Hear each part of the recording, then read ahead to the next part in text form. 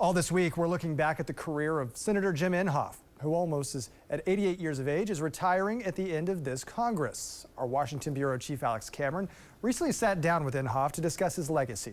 Tonight, Alex looks at one of the senator's more colorful and controversial moments. In his 36 years in Congress, 28 in the Senate, Jim Inhofe has mostly, and he says gladly, stayed out of the national spotlight, with his focus predominantly on nonpartisan issues like infrastructure and the military.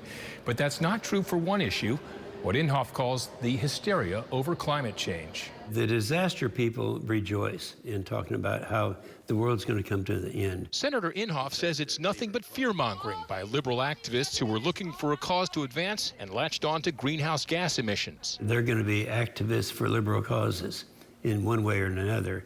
And that's what my book was all about. Inhofe's 2012 publication, The Greatest Hoax, solidified his standing as one of the nation's most vocal critics of climate change and the science supporting it. This is today. This is reality. Then in February 2015, with Washington blanketed in snow, Inhofe made light of concerns that 2014 had been declared the warmest year on record. I asked the chair, you know what this is?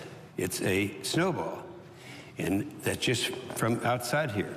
So it's very, very cold out. Very unseasonal. So here, Mr. President, catch this.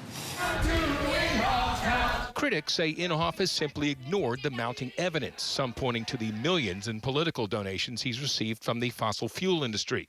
I asked him if now, at the twilight of his career, his view on climate change has moderated. No, it hasn't, because climate is always changing. He says periods of climate change are normal and are not caused by humans, despite overwhelming evidence to the contrary. You believe that the concerns about climate change are overblown? Yes, I believe that.